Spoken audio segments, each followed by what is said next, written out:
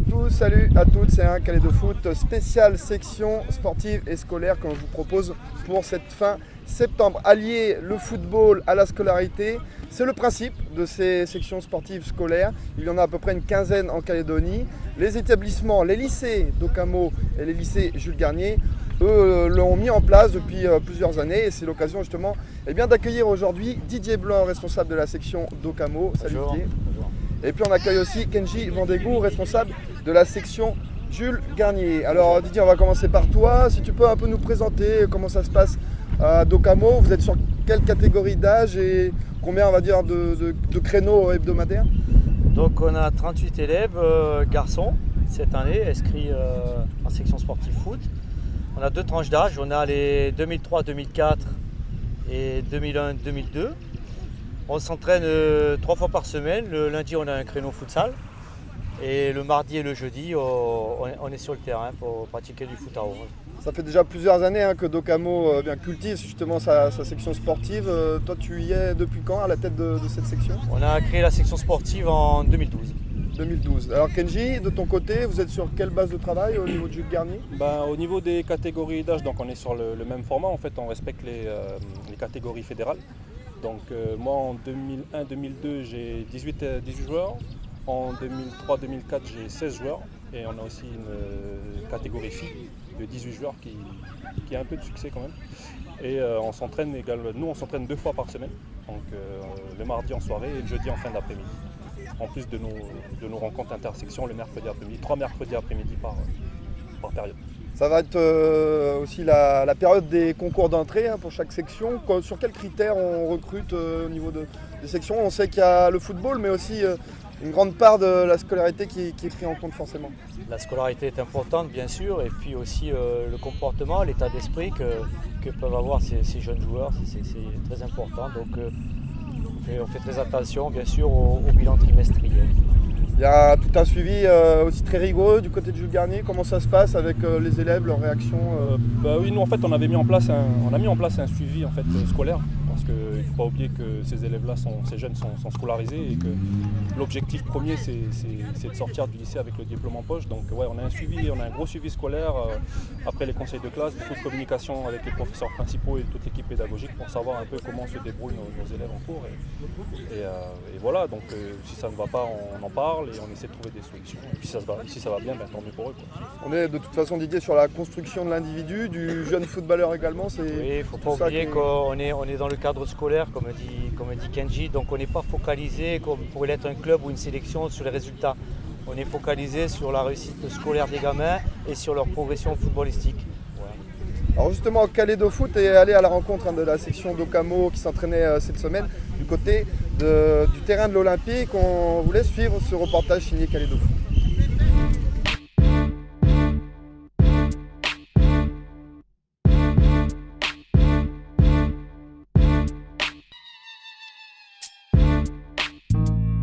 Je m'appelle Marc-André, je suis attaquant de pointe de l'Ice Watch. Depuis combien de temps tu es à la section d'Ocamo du coup? Ça fait déjà 2 ans. On s'entraîne le lundi soir, le mardi soir. Le lundi on a une séance de futsal, le mardi entraînement à 11 et le jeudi entraînement à 11. Et mercredi match intersection ou contre des clubs et le week-end c'est match avec nos clubs, les championnats ou coupes. Le soir il y a les études, c'est aussi une partie importante de suivre aussi bien suivre sa scolarité. Oui, on est obligé. Sinon, ça marche avec le foot, ça marche avec l'école. S'il n'y a pas l'école, il n'y a pas le foot. Et on a surtout beaucoup de résultats. Des jeunes à nous encore qui sortent en sélection. Et ça nous apporte beaucoup la section sportive. Tous les jeunes, ils veulent. C'est peut-être le rêve de chaque jeune d'atteindre la A. C'est un rêve. Mais on peut le réaliser si on réussit dans l'école et le foot.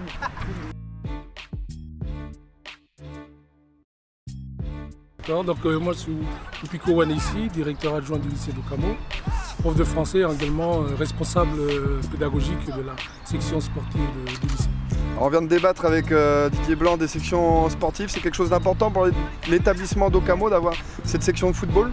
Effectivement, c'est très important dans le sens où On a aussi dans cette volonté de faire réussir les élèves dans les études, de faire en sorte qu'ils aussi on va dire, progressent dans leur passion qui est le football. Et on pense que le sport est toujours un vecteur de réussite dans les études des gamins. Alors à Docamo, il y a 3 séances proprement dites. Il y a une séance de futsal le lundi, mardi et jeudi ils sont en grand groupe. On a des intervenants extérieurs qui nous sont fournis par la fédération. Et puis dans la semaine, il y a, à l'issue des séances d'entraînement, il y a une étude qui est assurée à l'internat, aussi bien à l'internat mais également à la maison une fois que les enfants y reviennent. Le suivi scolaire est très important puisque la finalité d'abord pour un élève qui s'inscrit à Docamo, c'est de réussir dans ses études et d'obtenir son bac. Et si effectivement on voit dans le trimestre que ça ne suit plus, alors là on peut aller jusqu'à, on va dire, suspendre un peu les entraînements pour certains. Mais sinon dans l'ensemble, le suivi scolaire est très important. Il y a un départ de prévu samedi, il me semble, pour votre section du côté de l'Australie. C'est quelque chose d'intéressant aussi pour vous d'amener les enfants à l'étranger? C'est très intéressant, c'est très enrichissant pour les gamins parce qu'il n'y a pas seulement que la pratique du football, mais il y a aussi la découverte d'autres horizons, de voir comment évolue et comment se pratique le football chez nos voisins. Les gamins sont dans les clubs ici aux îles et à l'intérieur, donc ils connaissent un peu le football calédonien, mais c'est bien aussi de les confronter à des équipes australiennes et notamment des académies de la Gold Coast qui permettent à tout le monde de pouvoir s'enrichir et de s'épanouir.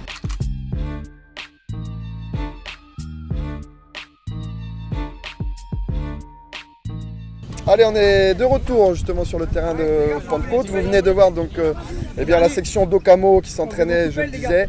Didier, tu le disais, quand même 3 séances par semaine, c'est aussi quelque chose d'important de pouvoir avoir des entraînements régulièrement. Et puis on sait que ces joueurs aussi, ils jouent en club le week-end.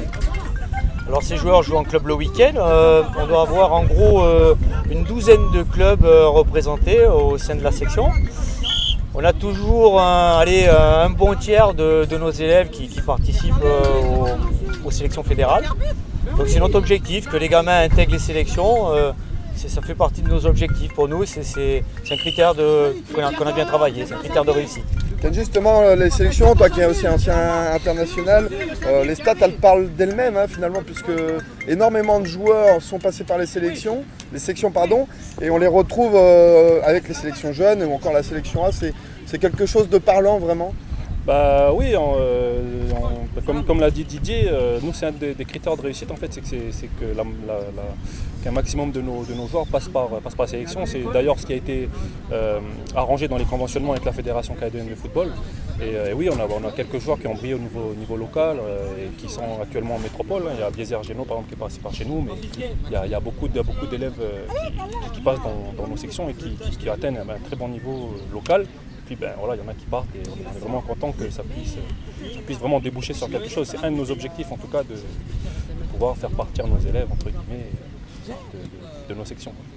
Didier, c'est un modèle de travail qui pour toi, selon toi, est à suivre, un peu plus intensifié parce qu'on parle d'une quinzaine de sections. Est-ce que selon toi, tu imaginerais un peu plus de mise en place de ces sections, que ce soit au nord, aux îles ou au sud? Après, c'est plutôt la qualité qu'il faut viser au sein de ces sections et notamment au niveau de l'encadrement. Si on veut que nos élèves progressent, ça commence par un bon staff, des entraîneurs compétents, pour optimiser un petit peu leur réussite, quoi.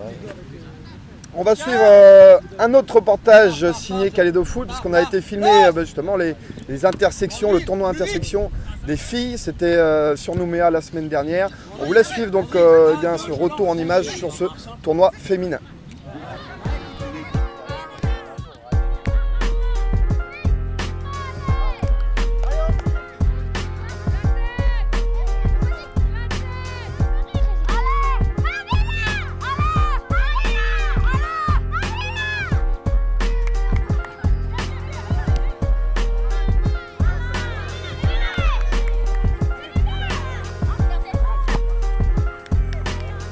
Frappe, faut que tu y suis.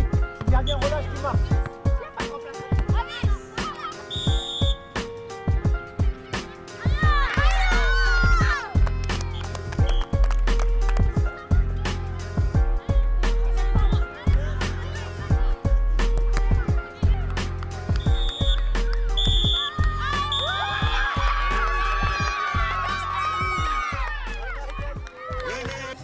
plaisir de rencontrer un petit peu les sections sportives des autres provinces. On a l'habitude à force chaque année de se rencontrer, c'est toujours un réel plaisir d'échanger, de pouvoir discuter un petit peu aussi bien avec les collègues, et puis elles sont contentes de jouer contre des filles d'autres provinces.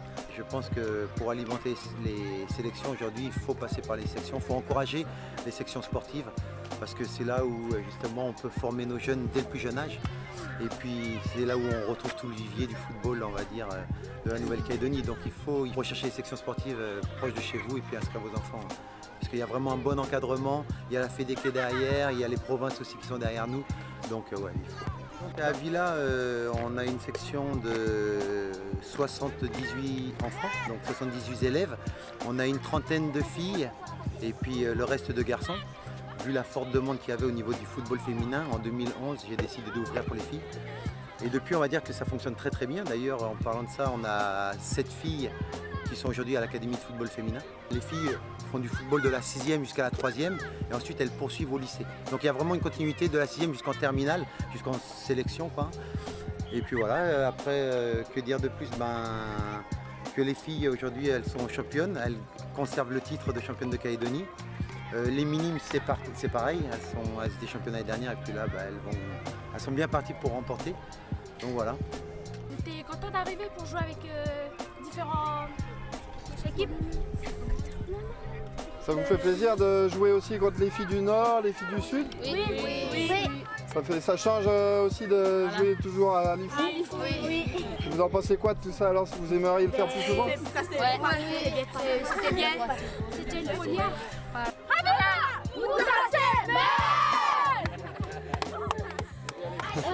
Bon, comment s'est passée la journée les filles? Vous venez de la Foix? Vous êtes contentes d'être venues ici? Oui. C'est passé comment? Vous avez joué combien de matchs? On a joué 4 matchs? Oui, on est arrivé deuxième. On est arrivé deuxième de Calédonie. On a marqué 1-0 à chaque fois. À part juste les buts d'écart. Les matchs, ça s'est bien déroulé. C'était un peu, on a eu un peu trop peur au début vu qu'on n'arrivait pas trop à marquer des buts, donc c'était un peu difficile. Après, au fil, à force de jouer et puis de plus monter, ça fait qu'on a pu gagner les derniers matchs, c'était déjà ça. On a fait, je crois, on a joué contre, ils ont joué contre Avila, Canala, La Foix, et voilà, tout ça. Il y a un monsieur aussi qui est venu vous faire un petit topo sur l'arbitrage, ça t'a plu? Oui. T'as appris un peu des choses sur l'arbitrage? Oui, et aussi ce qu'on pouvait faire si on voulait devenir arbitre. Et toi ça t'intéresse? Ouais, un petit peu. 1, 2, 3.